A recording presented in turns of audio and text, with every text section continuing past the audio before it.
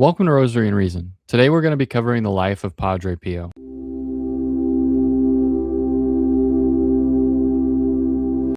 When people hear the name Padre Pio, they may immediately think of the stigmata, miraculous healings, or the stories of bilocation. Those extraordinary claims are part of his public reputation, but they're not the best place to begin with his life. Padre Pio's life is first the story of a Catholic priest, a man of the Eucharist, a tireless confessor, a spiritual father, and a Capuchin friar who tried to remain obedient even when obedience was painful.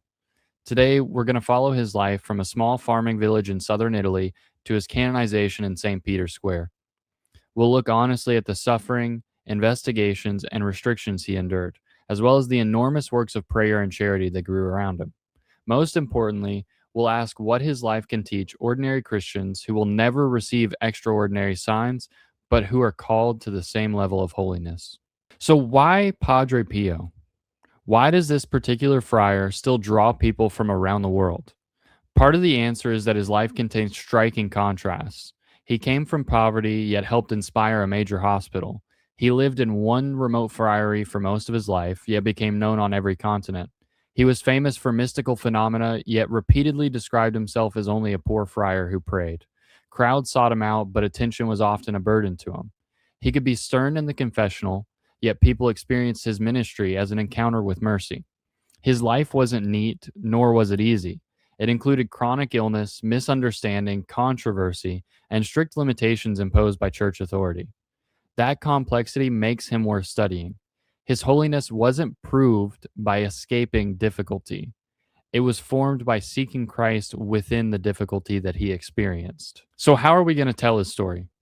Before continuing, we need a responsible way to tell this story. First, we'll begin with the documented chronology found in official church and Capuchin sources. Second, we'll distinguish the church's judgment about Padre Pio's heroic virtue from all the popular stories associated with him.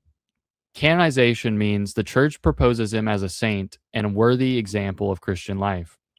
It doesn't automatically certify every anecdote, rumor, or interpretation that's ever been published.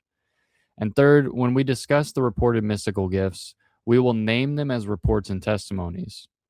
Finally, we'll keep the center where Padre Pio himself kept it: Jesus Christ, encountered in prayer, the Eucharist, confession, obedience, suffering offered in love, and service to the sick. The extraordinary may attract our attention, but the ordinary path of grace must hold it. Francesco Forgione was born on May 25, 1887 in Pietrelcina, a hill town northeast of Naples.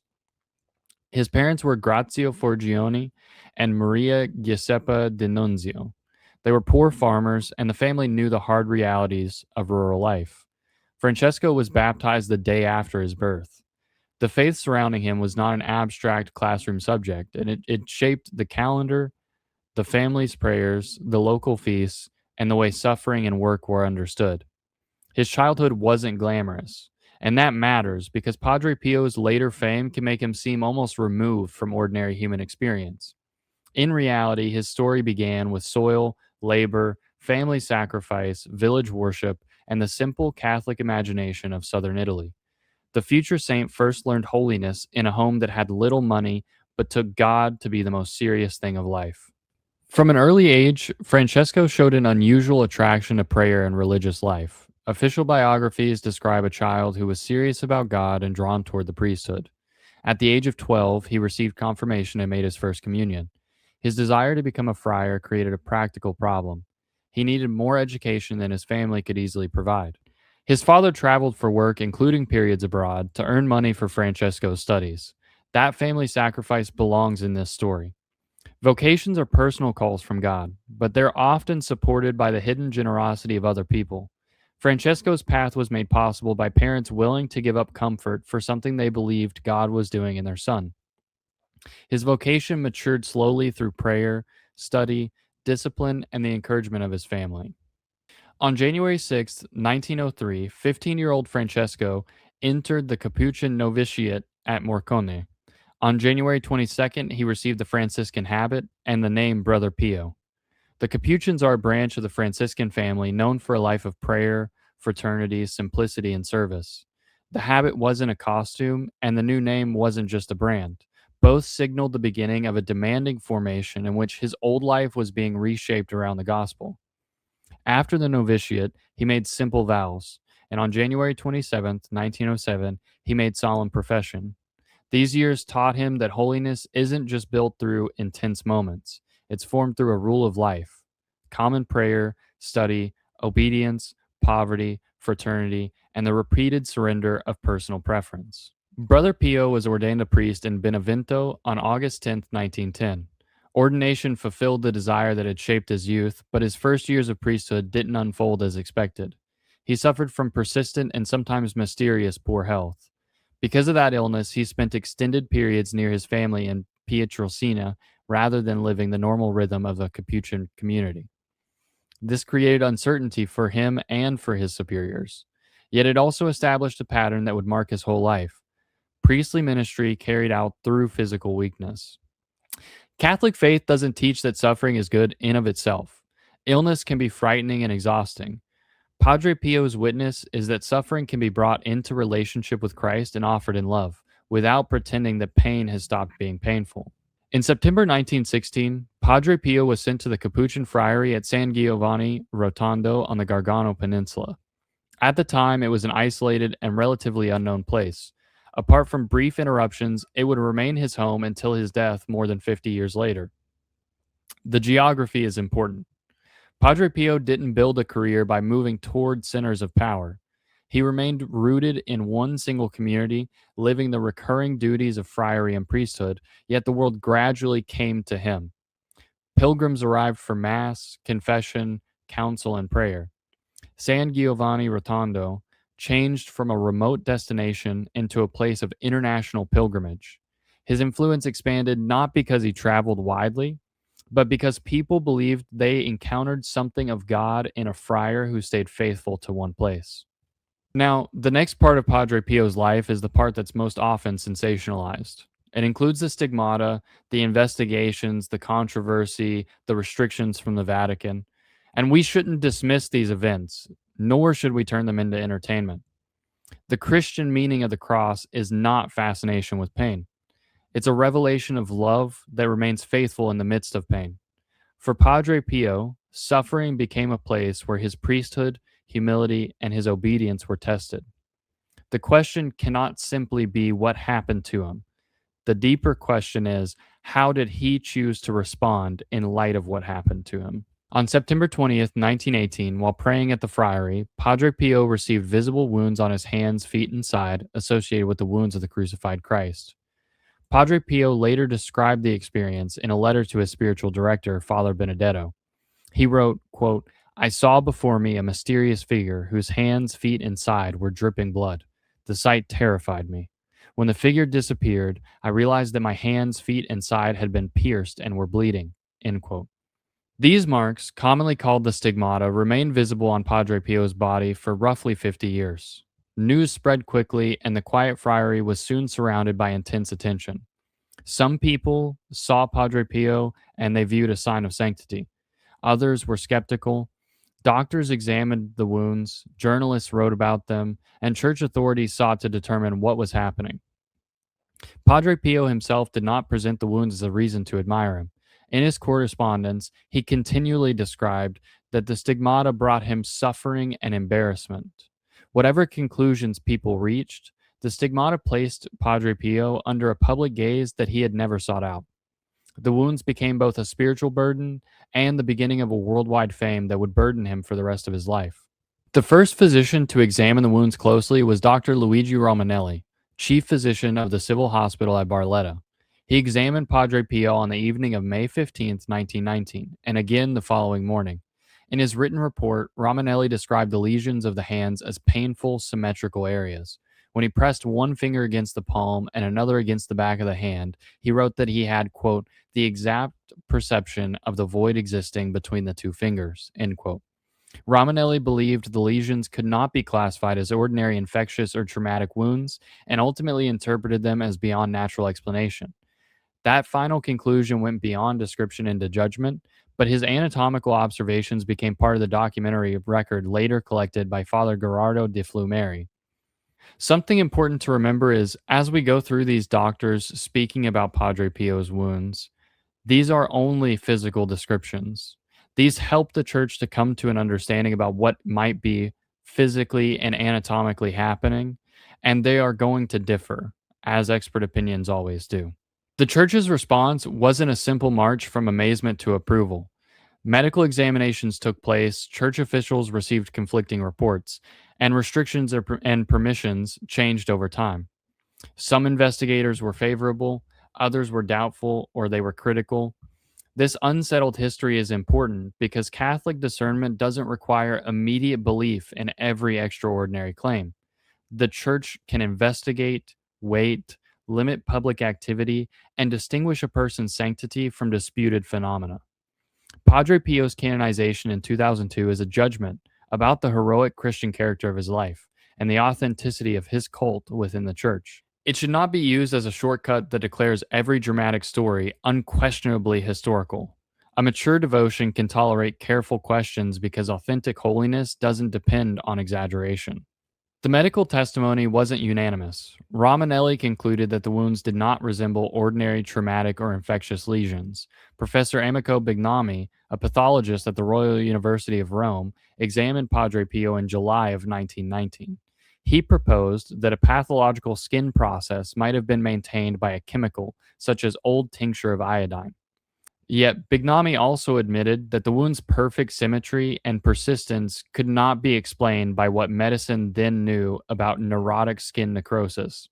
In October, Dr. Giorgio Festa examined Padre Pio and argued that the lesions did not result from a cutting instrument or from strongly irritating chemicals. These conclusions conflict. The honest historical point is not that science proved a miracle. It's that qualified observers documented unusual things, disagreed about their cause, and left a record that church authorities continued to evaluate. For Padre Pio, the Eucharist was the summit of the day. His masses became famous for their recollection and intensity. They were often lengthy, and witnesses believed they saw a priest profoundly absorbed in the sacrifice of Christ.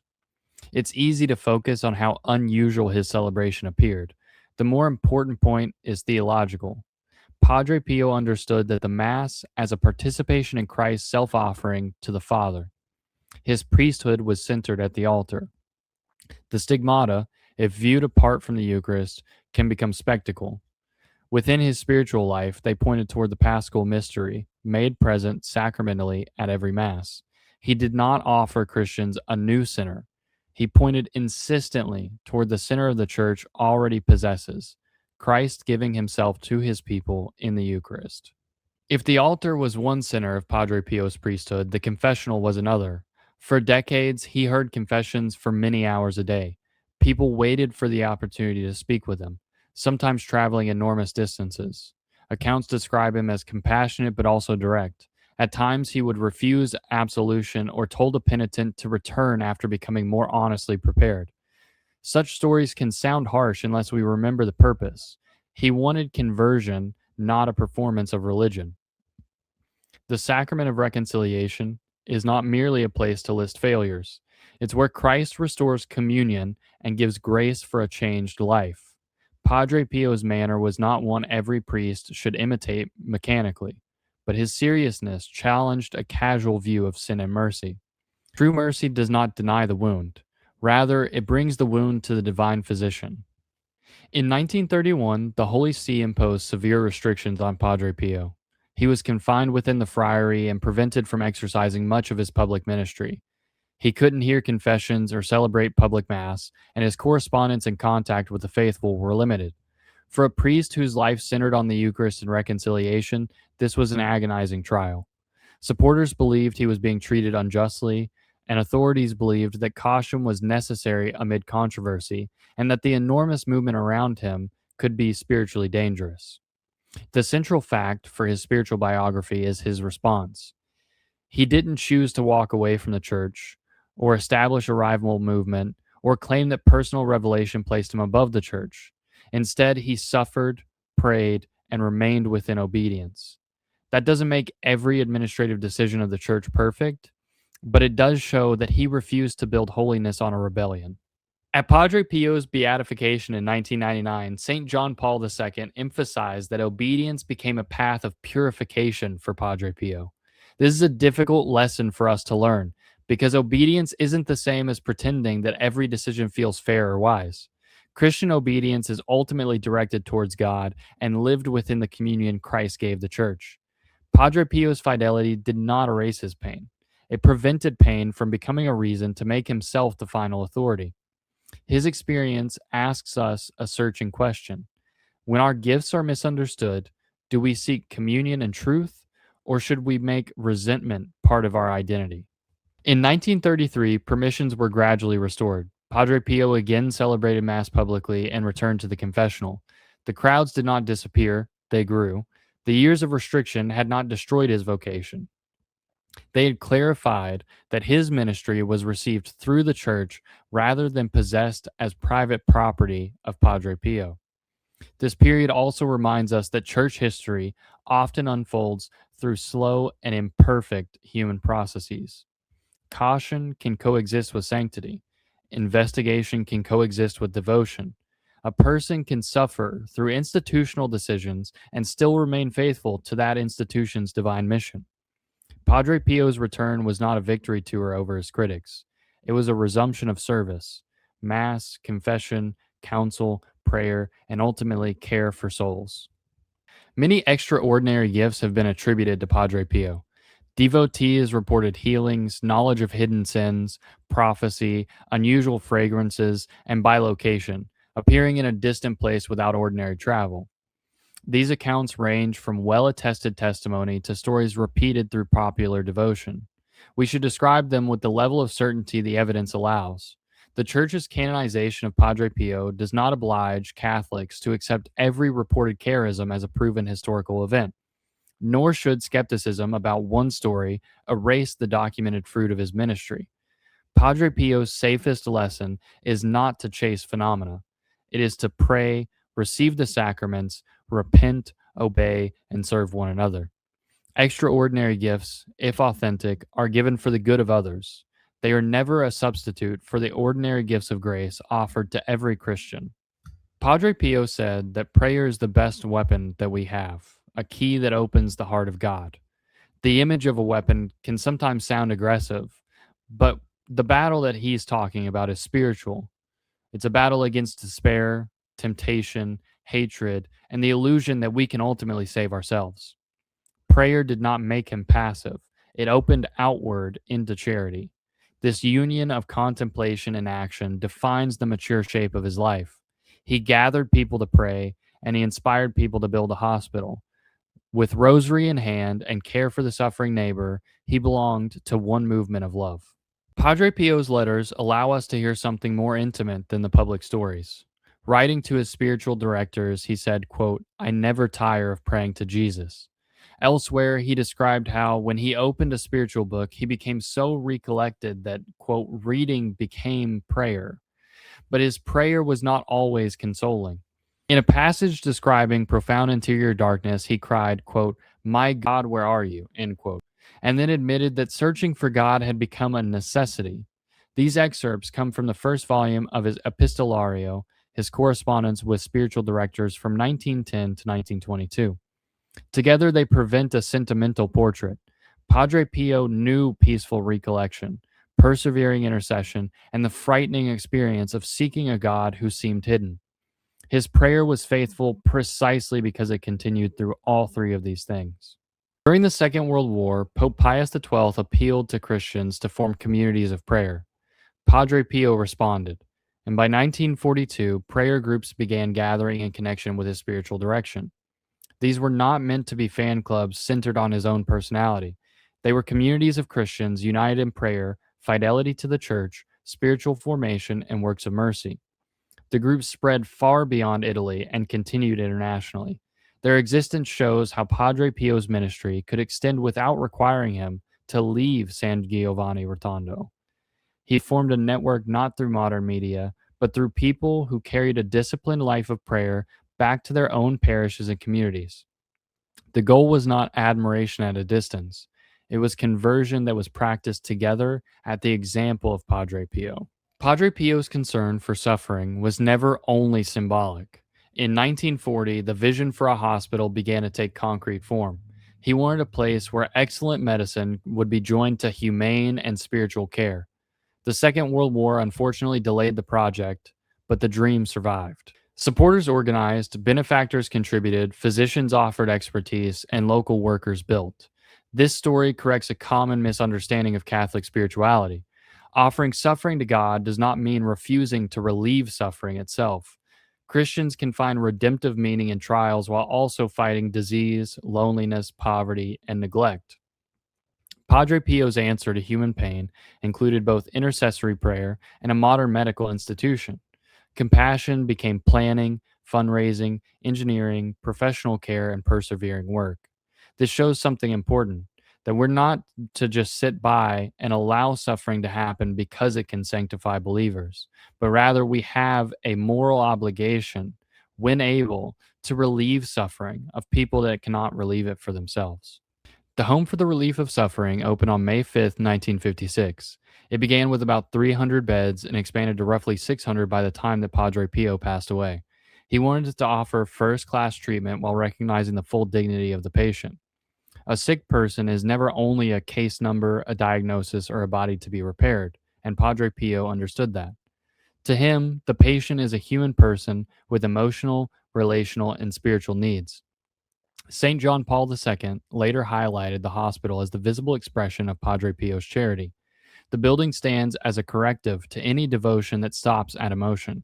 If prayer truly opens the heart of God, then it should also open our hearts, our schedules, our skills, and our resources to people who suffer. In his final years, Padre Pio's health and strength declined. He continued to celebrate Mass, pray, and offer spiritual guidance as he was able.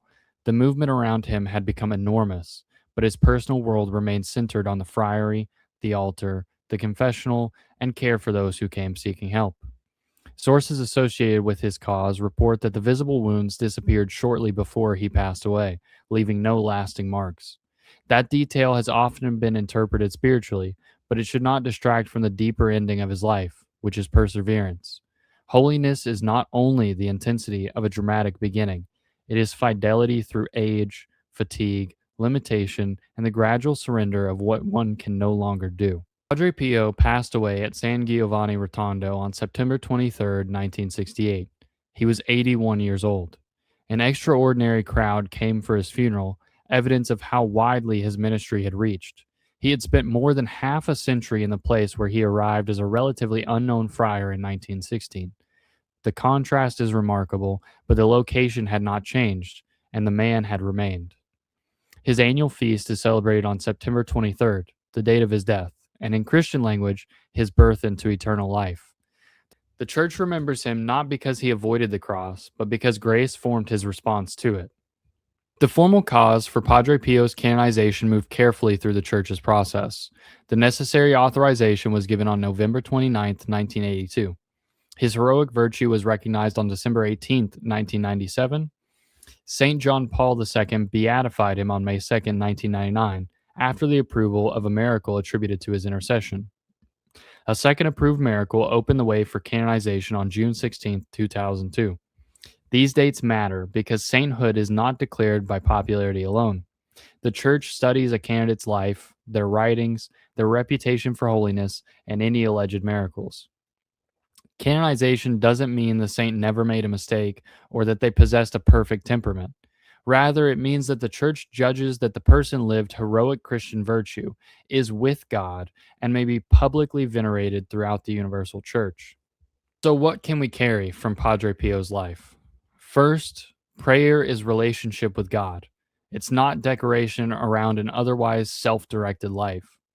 Second, suffering should never be romanticized, but it can be offered in union with Christ upon the cross and transformed into compassionate service. Third, confession is not humiliation for its own sake. It's an encounter with truth, mercy, and the possibility of conversion. Fourth, obedience protects spiritual gifts from becoming a private kingdom. And finally, the love of God must become concrete love of neighbor. Padre Pio's legacy includes rosaries and prayer groups, but it also includes hospital rooms, laboratories, physicians, nurses, and beds for the sick. The test of devotion is not how intensely we admire a saint, it's whether the saint's example helps us follow Jesus more faithfully. One of the most important things to understand about Padre Pio is that near the heart of his own self understanding is this simple line, quote, "I only want to be a poor friar who prays." That sentence alone brings the whole presentation into focus.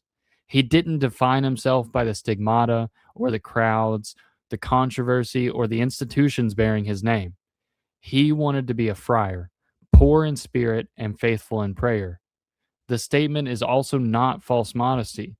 It is a reminder that Christian identity is received from God rather than manufactured from public attention. The more famous Padre Pio became, the more necessary that humility was. Let's end with three practical words: pray, confess, and serve. Pray not only when frightened, but as a daily friendship with God.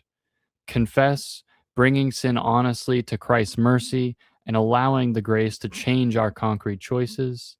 And serve, turning compassion into action for someone who is sick, lonely, poor, grieving, or feels forgotten. If Padre Pio's life only leaves us fascinated, we've missed the entire purpose. A saint is a signpost pointing us towards Jesus. So ask St. Pio of Pietrelcina to intercede for you. Then take one specific step. Return to prayer, schedule a confession, forgive someone, visit the suffering, or support a work of mercy. St. Pio of Pietrelcina, pray for us that our lives may become lives of prayer, fidelity, and love. Thank you for watching. If you've enjoyed this breakdown of Padre Pio's life and his journey to sainthood, like, subscribe, and share this video with someone that needs to hear this message. This has been Rosary and Reason.